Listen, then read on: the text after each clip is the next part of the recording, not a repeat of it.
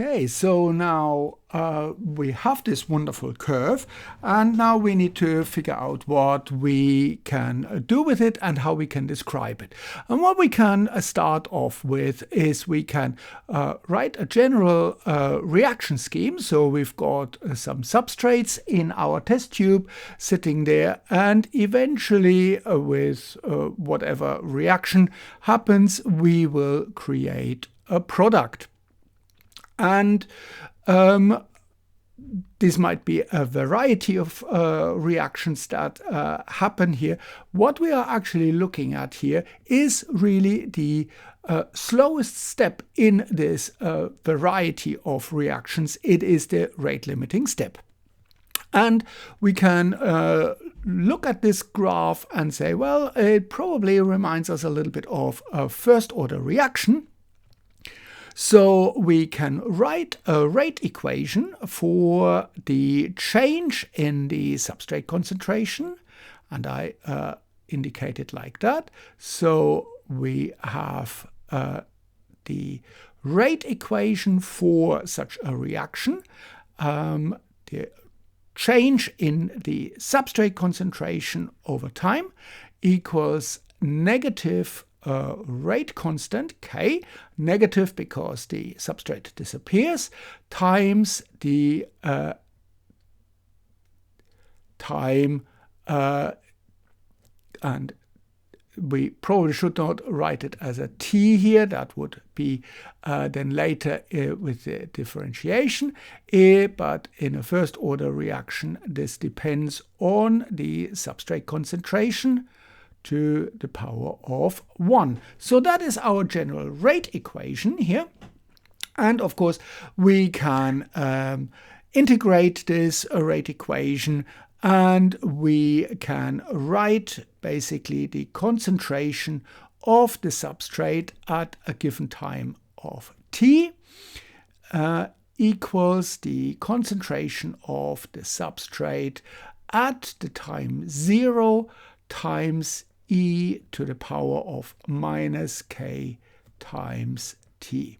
And that is our integrated form of this first order reaction. Now we have here the substrate concentration at the time t and our substrate concentration at the time 0. But how does this actually relate to the production of the protein? Because let's not forget, we don't see anything of the substrate. The substrate doesn't fluoresce or anything like that. What actually fluoresces is the protein P.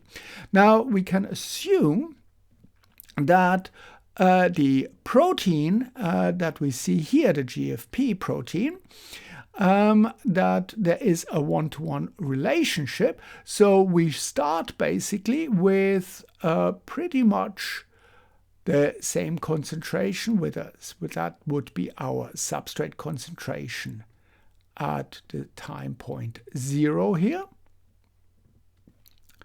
And when we look at this reaction, the reaction would go down pretty much like this, because the substrate is consumed in this reaction. And we would get this typical graph for a first order reaction. So now how can we actually convert that into what we really see, i.e. the protein that we get? So we need to find an equation that gives us the concentration of P at any given time. So how do we actually find this, the concentration of P at any given time? Now, what we can actually say is that when we look at any time point here, so for example 200 seconds, here we would have our concentration of S at the time point t and the concentration of P at the time point t. And we can also look at that here. And here we would have, again, ST, and here we would have PT at, for example, 100. And what we will find is that actually, when we add them up, we will find that the concentration of P at any time point t plus the concentration of S at any time point t, that is actually our starting concentration with which we started the reaction with the substrate. So that would be our initial substrate concentration.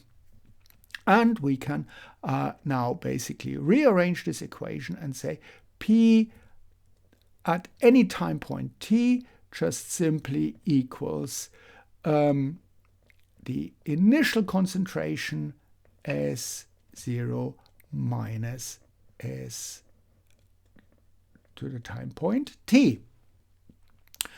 And we can actually then also substitute St in here, because we've got the equation here. So we've got at any time point pt, we have S, our initial concentration, S minus, and instead of St, I just simply write this one here, S initial times e to the power of minus kt. So that would be the equation for actually this curve that we observe here. Now, there is another slight issue here, because we don't really know what our what this S0 is. We don't have any idea what S0 is. But we can make an educated guess, because the S0, that would be, that is our value here, this S0 would be the value of P when we wait for a long time. So we see that the curve is plateauing out, probably because we are running out of some substrates. So if we wait long enough, then this protein concentration here will reflect what we had with our initial concentration. So what we can do is, instead of S, our initial concentration, S0, we can write this as this must be the protein concentration when we wait a very long time. And I indicate that with the infinity symbol here. So what also happens then when we wait for a very long time is that St, I can also write this as St, will be close to 0, because we have used up all the substrate. So we've got now some equations how we can write PT, and we can formulate PT, our protein concentration at a given time, PT equals, and instead of the initial concentration, I just simply write P at a very long time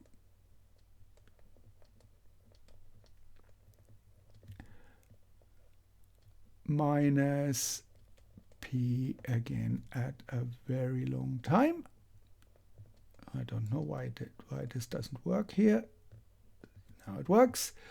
Times e to the minus kt. And of course we can factor the p for the very long time out. So that would be pt times p times 1 minus e minus k times t.